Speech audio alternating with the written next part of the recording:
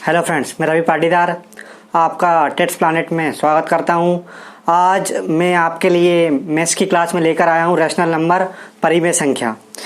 पिछली वीडियो में मैंने बताया था कि मैं आपके लिए रैशनल नंबर लेकर आने वाला हूं।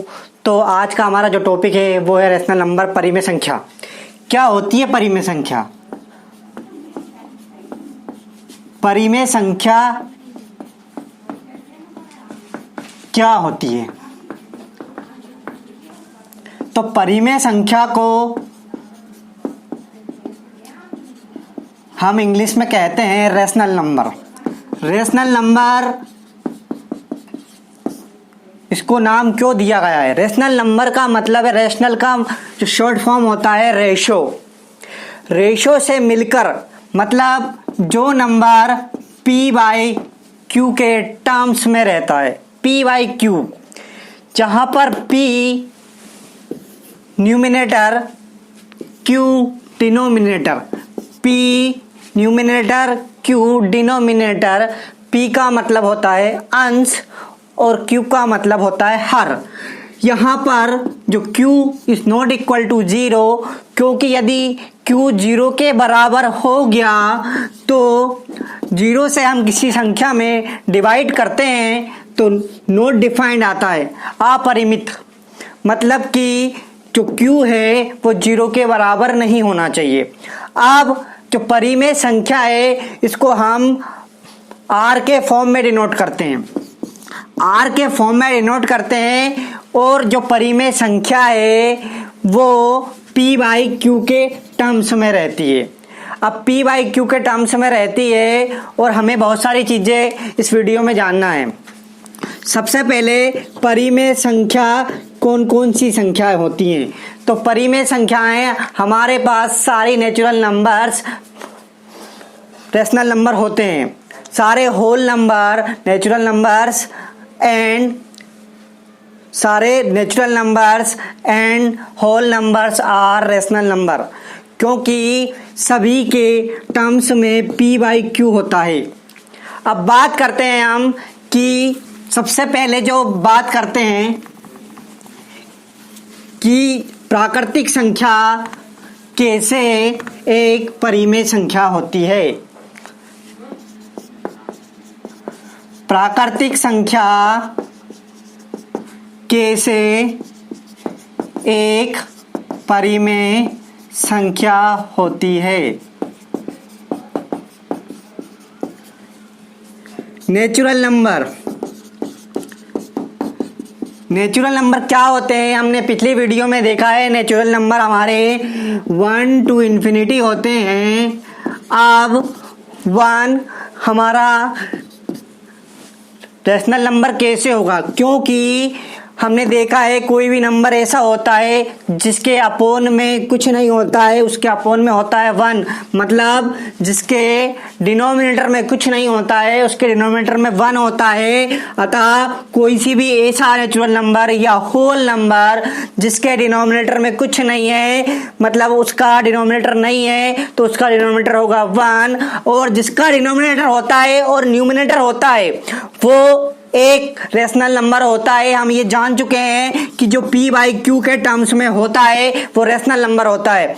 और नेचुरल नंबर्स में केवल वो संख्याएं न्यूमिनेटर के टर्म्स में होती है, मतलब अंश के रूप में होती है और हर नहीं होता है। परंतु कोई सी भी ऐसी संख्या जिसमें हर नहीं है उसका हर होता है 1, और जो उसका हर 1 हो गया मतलब वो सारी संख्याएं परिमेय संख्या में परिवर्तित हो गई। तो सारी नेचुरल नंबर्स क्या हैं? परिमेय संख्या हैं। और हम बात करते हैं होल नंबर्स की, तो होल नंबर्स भी 0/1 ये भी एक रैशनल नंबर है, क्योंकि 0 जो है हमारा वो एक क्या है? होल नंबर है। और होल नंबर के अपॉन में भी 1 होता है, अतः ये भी एक परिमेय संख्या है। अब बात करते हैं, ये तो बात हुई हमारी कि और इंटीजर्स। थर्ड जो टॉपिक्स है वो हमारा है इंटीजर, कि इंटीजर्स क्या होते हैं। हमने पिछली वीडियो में देखा इंटीजर्स 3 प्रकार के होते हैं, negative integers, positive integers and zero integers. अब इंटीजर्स नेगेटिव होते हैं, मतलब क्या कि हमारे रेशनल नंबर्स भी नेगेटिव हो सकते हैं, जैसे कि 1/4 एंड -1/4। मैंने कहा है जो p/q के टर्म्स में होता है वो रेशनल नंबर होता है। और इंटीजर की बात करूं, इंटीजर मतलब पूर्णांक, जो कि नेगेटिव भी होता है, पॉजिटिव भी होता है और जीरो भी होता है। Negative infinity, zero and plus infinity. अब तीनों की बात की जाए तो 1/4 जो हमारा है पॉजिटिव के अकॉर्डिंग आता है और जीरो के अकॉर्डिंग जीरो ही आएगा, और नेगेटिव इंटीजर्स में -1/4। और हमने देखा है कि जो p हमारा ये है और q हमारा ये है, तो जो सारे इंटीजर्स होते हैं वो भी रेशनल नंबर होते हैं। जिसके बाद हमारे जीरो होता है वो भी इंटीजर्स होता है, और ये भी हमारा पॉजिटिव इंटीजर है। अथवा हम ये कह सकते हैं कि सारे इंटीजर्स क्या होते हैं, रेशनल नंबर होते हैं। अब बात करते हैं हम जो हमारा अभी हमने बात की परिमेय संख्या। अब बात करते हैं हम अपरिमेय संख्या। अब अपरिमेय संख्या क्या संख्या होती हैं? सारी की सारी वो संख्याएं जो परिमेय संख्या नहीं होती हैं, वो सारी संख्याएं अपरिमेय संख्याएं होती हैं, क्योंकि जो रियल नंबर मिल बनता है वो रेशनल और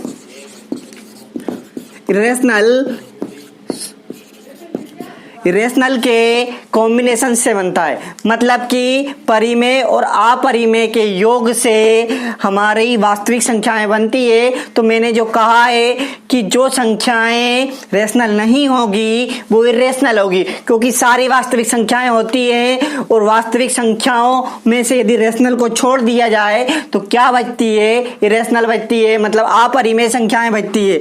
और सीधी सी ट्रिक की बात करूं तो जितनी भी संख्याएं जो रूट के अंदर होती है, जो रूट से बाहर नहीं आ पाती है, वो सारी की सारी इरेशनल नंबर होती हैं। जैसे √2 का मान होता है 1.414 और डॉट इन्फिनिटी तक जाता है। मतलब ये नॉन टर्मिनेटिंग टर्म्स है, तो ये रूट से बाहर नहीं आ पाती। इसको हम p/q के टर्म्स में नहीं लिख पाते हैं। जिसको हम p/q के टर्म्स में नहीं लिख पाएंगे वो इरेशनल नंबर होगी। मतलब कि सीधी सी बात है, वो सारी संख्याएं जिनको हम p/q के टर्म्स में नहीं लिख पाएंगे वो सारी इरेशनल नंबर होगी। √3 भी एक इरेशनल नंबर है, √5 भी एक इरेशनल नंबर है। बट मैं बात करूं √4 की, तो √4 क्या होता है? 2 × 2। तो 2 × 2 मतलब इसमें से एक 2 बाहर आ गया, मतलब ये 2 में कन्वर्ट हो गया। अब 2 एक रेशनल नंबर है, बट √3 और √5 क्या है? हमारा इरेशनल नंबर है। मतलब कि जो रियल नंबर है वो 2 नंबरों से बना होता है, रेशनल और इरेशनल। और इरेशनल क्या होते हैं? जो सारी संख्याएं रूट से बाहर नहीं आ पाती है वो सारी की सारी इरेशनल होती है। और रेशनल क्या होती है? जो p/q के टर्म्स में होती है। अब जो परिमेय संख्या है, परिमेय संख्या के बारे में हम बहुत सारी चीजें और थोड़ा सा विस्तृत में देखते हैं कि जो सारी की सारी परिमेय संख्याएं होती है वो भिन्न होती हैं। अब भिन्न क्या होता है? अभी हमने कहा जो रेशियो के फॉर्म में होता है वो सारी संख्याएं भिन्न होती हैं। अब भिन्न कितने प्रकार के होते हैं? भिन्न फ्रैक्शन जिसे कहते हैं। भिन्न क्या होती है? जो अंश बटे हर के रूप में ही होती है उसे भी हम भिन्न कहते हैं। अब भिन्न में सबसे पहले जो बात आती है, भिन्न के प्रकार क्या होते हैं?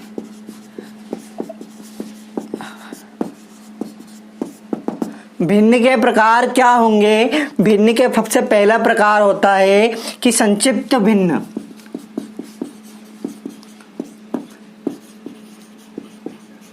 संक्षिप्त भिन्न क्या होगा? संक्षिप्त भिन्न को बात करता हूं तो लोवेस्ट फ्रैक्शन का मतलब क्या होगा? जो सबसे छोटा टर्म्स होगा, सबसे छोटा टर्म्स होगा उसे हम कहते हैं संक्षिप्त भिन्न। मतलब कि जैसे कि मैं बात करूं 18/20, ये अभी और डिविजिबल है, इसको मैं मान लो 2 से डिवाइड करता हूं तो 9/10। अब ये डिवाइड हो रहा है क्या? ये नहीं डिवाइड हो रहा है, मतलब ये इसका लोवेस्ट फ्रैक्शन है, मतलब संक्षिप्त भिन्न है।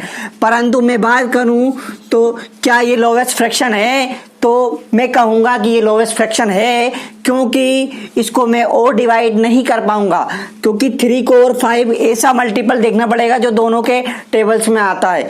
तो मुझे नहीं मिला कि मैं दोनों को एक संख्या से डिवाइड कर सकता हूं, तो इसको और नहीं काट सकता हूं, मैं डिवाइड नहीं कर सकता हूं, मतलब ये लोवेस्ट फ्रैक्शन है। लोवेस्ट का मतलब होता है छोटे से छोटा। लोवेस्ट फ्रैक्शन का मतलब यही होता है जो सबसे छोटा भाग होगा, तो उसे हम कहते हैं लोवेस्ट फ्रैक्शन। इसको और छोटा नहीं कर पाएंगे हम। तो सबसे पहला जो टाइप होगा वो होगा लोवेस्ट फ्रैक्शन, जिसके बाद आती है हमारा प्रॉपर फ्रैक्शन।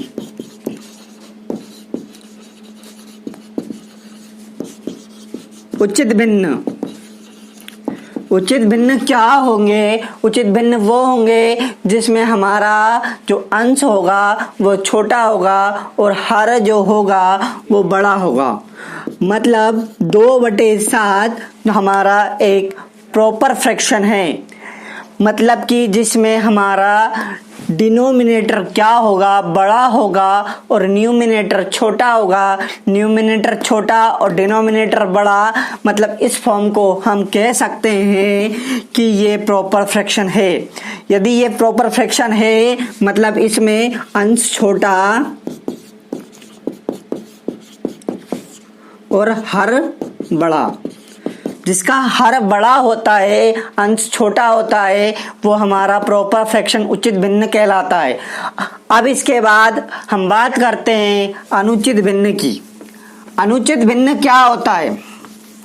अनुचित भिन्न वे भिन्न होते हैं जिनका अंश बड़ा होता है और हर छोटा होता है। मतलब सीधी सी भाषा में बात करूं तो ये उचित भिन्न का विपरीत होता है। उचित भिन्न का विपरीत अनुचित भिन्न। अनुचित भिन्न मतलब इम्प्रॉपर फ्रैक्शन। इम्प्रॉपर फ्रैक्शन भी क्या होता है कि एक प्रकार का फ्रैक्शन होता है जिसमें अंश बड़ा होता है और हर छोटा होता है। जिसका अंश बड़ा है, हर छोटा है, मतलब कि 13/7। देखिए इसमें जो अंश है वो बड़ा है, हर छोटा है। जिसका अंश बड़ा होगा और हर छोटा होगा वो क्या होगा? अनुचित भिन्न होगा। मतलब कि हम पहले जब उचित भिन्न की बात कर रहे थे तो क्या कर रहे थे? जिसमें हमारा अंश छोटा था, हर बड़ा था। और अनुचित फ्रैक्शन या अनुचित भिन्न की बात कर रहा हूं तो उसमें क्या हो रहा है? इसका अंश बड़ा है और हर छोटा है। तो सीधी सी बात ये है, उचित अनुचित का उल्टा है। नाम से ही समझ में आ रहा है। उचित मतलब जो बराबर हो, मतलब सही मायने में सही हो, और अनुचित मतलब जो गलत हो, मतलब कि विषम हो, उल्टा हो। तो विषम भिन्न भी कहते हैं इसे, इसीलिए कहते हैं क्योंकि ये उचित का उल्टा होता है, जिसका अंश बड़ा होता है और हर छोटा होता है। अब बात करता हूं मैं लाइक फ्रैक्शन। लाइक फ्रैक्शन क्या होते हैं? लाइक फ्रैक्शन वे फ्रैक्शन होते हैं जिनके मल्टीपल एक जैसे होते हैं। जिसमें हम बात करें सबसे पहले 2/8। 2/8 को मैं 4/16 और 6/24, मतलब दोनों जब इन तीनों को डिवाइड करूंगा तो इनका जो लोवेस्ट फ्रैक्शन होगा वो सेम होगा। जिनका लोवेस्ट फ्रैक्शन सेम होता है वो हमारे लाइक फ्रैक्शन या समान भिन्न कहलाते हैं। जिनके जो लोवेस्ट फ्रैक्शंस होते हैं वो बराबर होते हैं। अब बराबर होते हैं तो ये क्या कह सकते हैं हम इनको? जैसे मैंने इसको काटा, 2 1 जा 2 और 2 4 जा 8, 4 1 जा 4, 4 4 जा 16। अब 6 1 जा 6, 6 4 जा 24, मतलब 2 चुके 8, 4 चुके 16, 6 चंग 24। मतलब तीनों का लोवेस्ट फ्रैक्शन क्या आ रहा है, 1/4 1/4 1/4 आ रहा है। मतलब ये लाइक फ्रैक्शन के अंतर्गत आते हैं जिनका लोवेस्ट फ्रैक्शन बराबर होता है, जिनको हम कह सकते हैं कि ये मल्टीपल होते हैं। ये क्या होते हैं? मल्टीपल होते हैं। अब हम बात करते हैं मिक्स फ्रैक्शन की। मिक्स फ्रैक्शन क्या होते हैं? जिन्हें हम कहते हैं मिश्र भिन्न।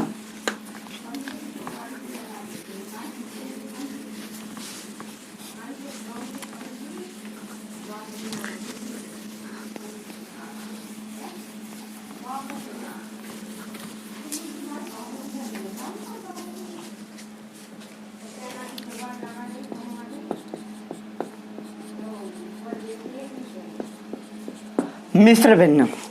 मिश्र भिन्न क्या होते हैं? जो हम किसी संख्या को डिवाइड करते हैं, उसके बाद जो उसका कोशेंट बनता है, या बात करें तो उसका जो भागफल होता है उसको हम अलग लिखते हैं, शेषफल अलग लिखते हैं और भाजक अलग लिखते हैं। जैसे बात करूं कि 11 को मैं भाग दे रहा हूं 4 से, तो 11 को 4 से भाग दे रहा हूं। इस भिन्न को मैं मिश्र भिन्न में कन्वर्ट करूंगा तो सबसे पहले 4 से डिवाइड करूंगा 11 को, तो 4 दूनी 8।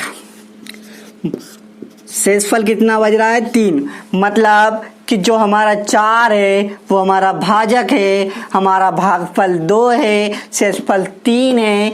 तो जो हमारा भाजक होगा वो हमारा यहां लिखाएगा और जो शेषफल होगा हमारा यहां लिखाता है,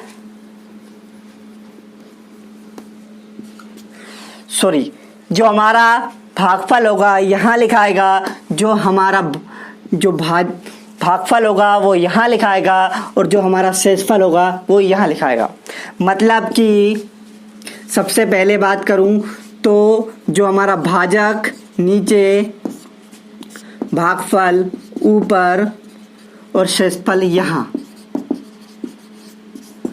मतलब कि डिविडेंड, कोशेंट एंड रिमाइंडर।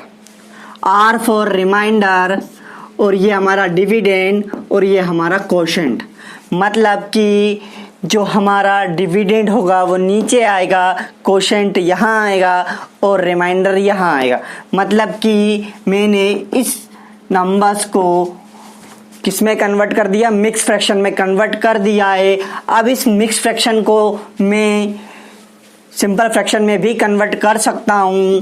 2 + 3/4 इस फॉर्म में लिखकर मैं उसे कन्वर्ट कर सकता हूं कि ये जो मिक्स फ्रैक्शन है इसको सिंपल फ्रैक्शन में कन्वर्ट करने के लिए, मिश्र भिन्न को सिंपल भिन्न में कन्वर्ट करने के लिए मैं इस प्रकार लिखूंगा 2 + 3/4।